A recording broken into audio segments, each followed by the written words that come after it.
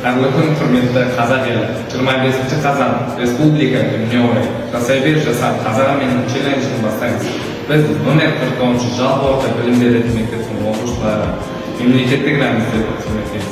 Қазақстан ұлымен елтаңбасымен әнұранмен айбат. Елтаңбасы елінің үлкен айбат қадірін күні ондай өмірдің ортада аспан әлемінде челленджді 7-ші сынып оқушыларына жолдаймыз. Елтаңба.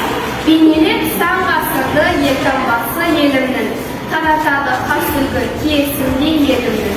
Бабам тұлпар жаратты, тұлпар барда қанатты, шайқалмайды шаңырақ өркен ел төрінде, нұр төгеді елтаңба ақ орданың төрінде.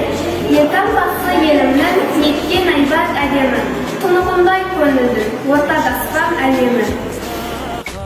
Менің республикам, тауды көрсең күн көзімен таласқан, асқан көрсең ай мен күнге жол ашқан. Менің байтақ республикам таулары, менің көгім мөлдіреген сол аспан. Дала көрсең көкжиекпен ұштасқан, көлді көрсең секілді бір түскі аспан. Менің байтақ республикам даласы, менің көлім теңізбен қол ұстасқан.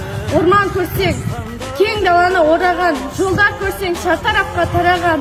Менің байтақ республикам орманы, менің жолым денен салған жаңадан. Жалауыз, желбірейді шалыстап, Қазақстан жалауы, көкте қырар